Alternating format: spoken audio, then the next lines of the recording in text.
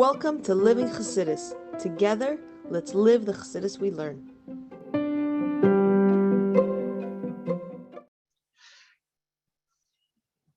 Good morning, everybody, and welcome to Chassidus in the Morning. 15 minutes to change your life. Heichaltzu, Kuntres Heichaltzu. Just to start off with a quick story, that there's a Mrs. Azurkin. She lives on Eastern Parkway, and actually, she speaks to them for Chassidus every once in a while. So we actually were at a house when her husband was before he passed away, and big Talmid Chacham. And so the story goes, for years they used to have guests coming all the time, and that were like simple people in the sense that they didn't weren't very much into gashmistic things. So they they had like random chairs in the house. There wasn't any specific order.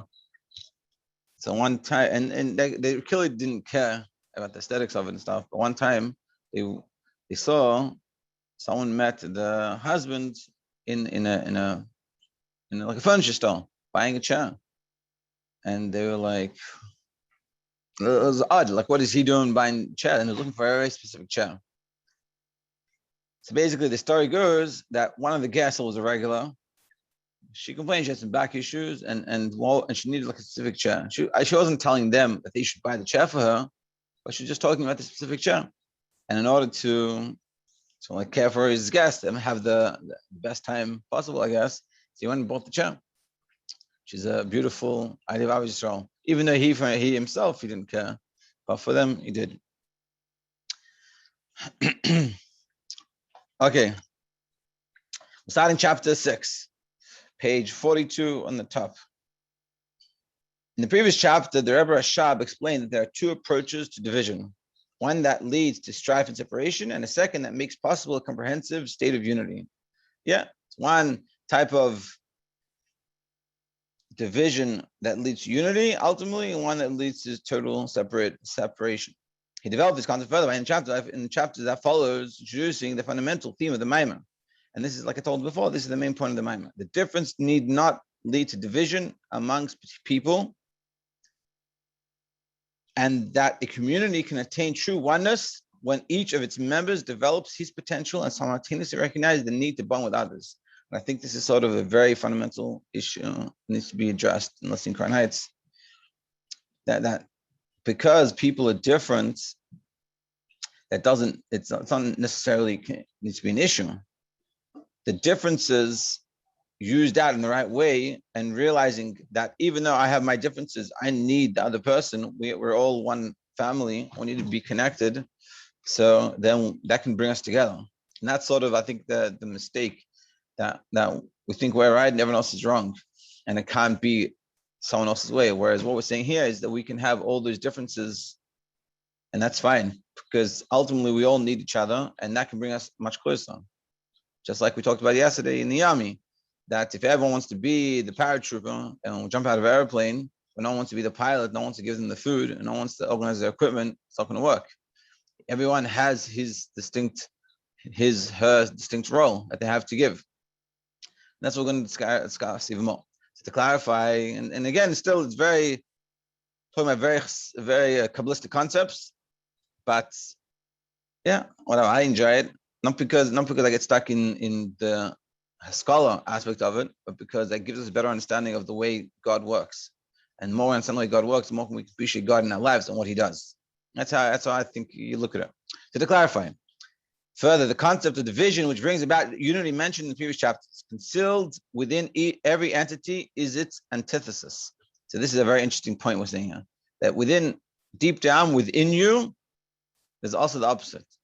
And you can think about it in very physical terms. In fire, one time I was trying to clear out some wax or something for like the candle holders. So I lit a match, and the match was using the wax, like it was burning up. But then for whatever reason, it got pretty high. It was in the bathroom, it got pretty high. So I took water to put it out, and the oxygen in the water caught on fire, and this huge That's pretty crazy. It's like a huge fire. And I was like, wow, that's crazy. Like I was thinking the water would put it out. But within the fire, there's also water. I mean, within the water, there's also fire, like the oxygen. That's what we're going to discuss. So this is true even of the soul's essential powers. So even deep down. And we'll see, because deep down, it's all one, so there's everything there. So there's it and its opposite. In Chassidus, the term atzmi, plural, I don't know why he puts the plural here, but atzmiim, translated as essential, is often used in a general sense to refer to the levels of the soul or godly light that are not specific in nature. It's essential. It's not a chesed or a gvura. It's godliness and deep levels. It's not defined by anything. That are not specific in nature, or rather refer to the soul powers of light that are subsumed in their source to the extent that their individual identity is not felt. Where they're so it's like in front of the king, you all melt away into one thing. We're all part of the king and his rulership. In the context of this mimer, the term essential powers refers to the original potential for the powers of the souls as they exist in a pre-conscious state. See, so in our term, when we're talking about it in here, I put a different mimer based off what we're discussing. You can explain it differently. But according to what we're explaining here, based off our mimer, it's the pre-conscious state, the soul as the soul is. So at that point, there's no distinctions. The Rebbe Rashab is emphasizing that our interrelation of the soul's power with each other does not apply only on a conscious level, but even as they exist in the very source. In our sources, we're very much connected. We have that differences, but we're connected. So each of which has its antithesis incorporated within it. Here, the Rebbe Rashab is speaking about a level in which the powers of the soul, although they are in a pre-conscious state, have begun to assume an individual identity. Even so, incorporated within each power is its antithesis. So we're talking about a level deep within us, subconscious, but already it's like kids and babies when they're like, even they can talk and they have formulated opinions. You can already see that they're very different one from the other. And that's what he's saying. Even though it's a very pre-conscious, it's all like they're consciously putting an effort to be a specific way, but even deep down within them, they already have differences. And he's saying here, they also have the opposite to each other. This is so by virtue of the soul's essence, which transcends even the essential powers and contains all of them perfect in synthesis and such a deep level that everything is there. Like the drop of semen, that everything is there. Not just the arm, but the whole body. The Rabbi Shab is referring to a concept explained in detail in other sources. The essence of the soul is a simple, singular entity, above all identifications with specific powers or qualities. So reach a deep enough level, there's no distinctions. Just like in the family, when you go further back, we're just family, but when you go into more details, more as expressed, there's parents, there's kids, there's boys, there's girls. And then you can go even more down where everyone is very different and everyone has their characteristics and what their strengths are and how they look and things like this. But if you go deep, you go back, we're all family. Every person has a fundamental I that cannot be quantified or described in any manner or form. It is a spark of godliness and, like God, is unlimited and compounded and defined. This is a very important point. This mentions in Tanya, in Parak Beis, that we have a neshama, that neshama and its source is godly. Just like God is unlimited, uncompounded, undefined, so too, that level within us we have is the same. However, as a person functioning in his everyday life, he uses various powers. But when we come down and we act in this physical world, so then we use specific things. We're not using that level, such as intellect and emotions. The relationship between these powers and the essence of the soul require detailed explanation.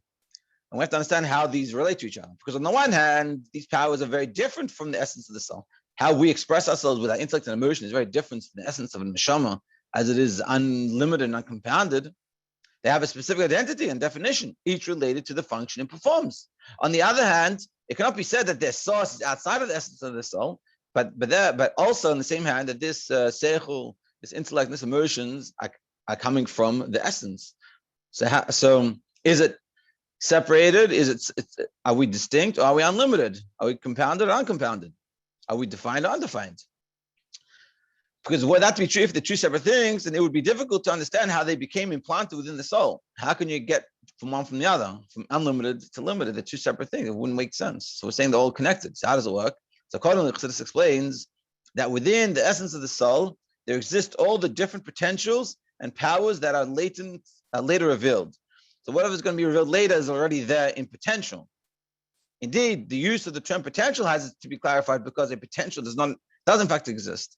If it's potential, means it's already there at some level. We're talking about the essence where everything is unlimited. So how do you have something limited that's coming later on?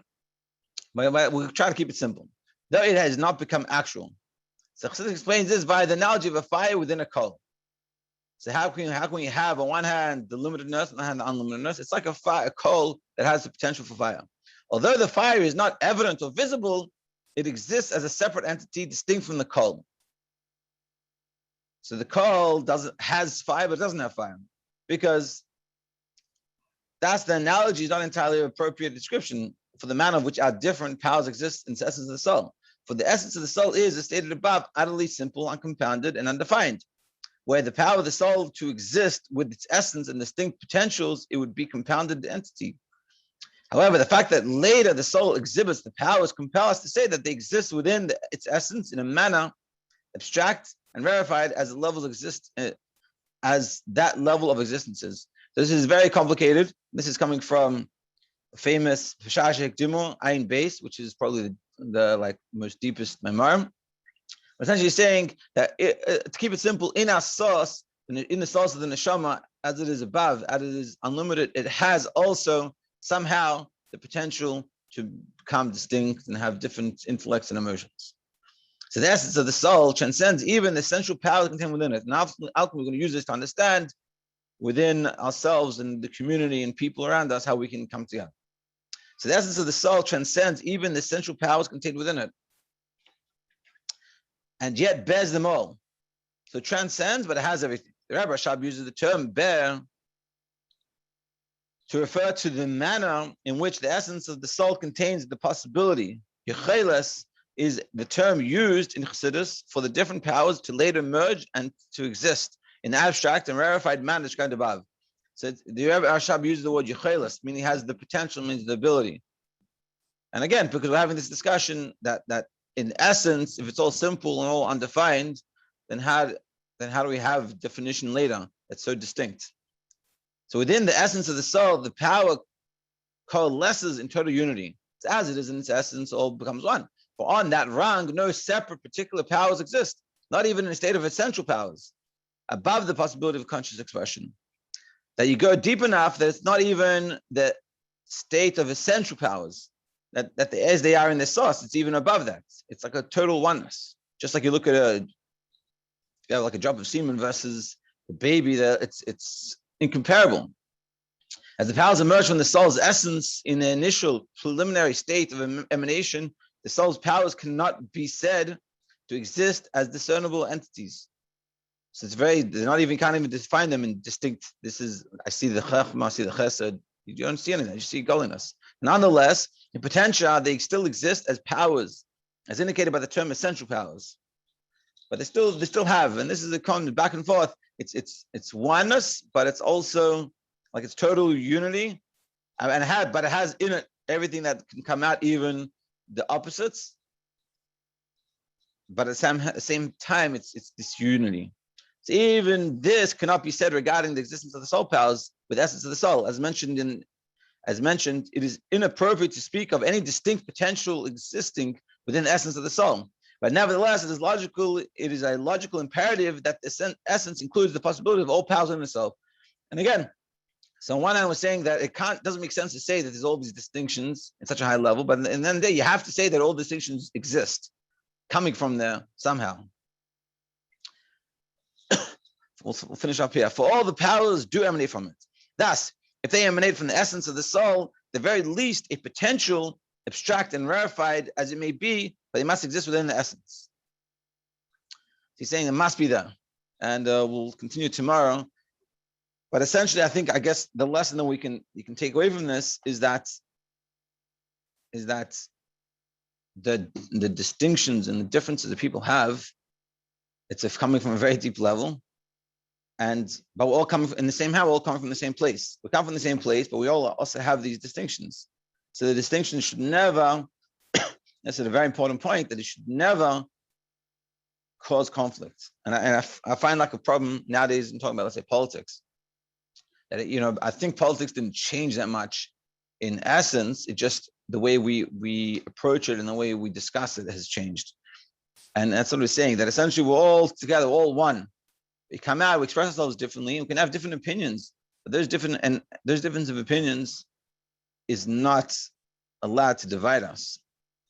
And we're sort of built this way. They're meant to have different opinions. We're all not the same, all different. We'll have different ways of seeing things, different way of doing things. But that shouldn't stop us. Nowadays, one of the things you can't talk about is politics. You think 20, 30 years ago, they didn't have issues in politics? They did, but I think we got stuck.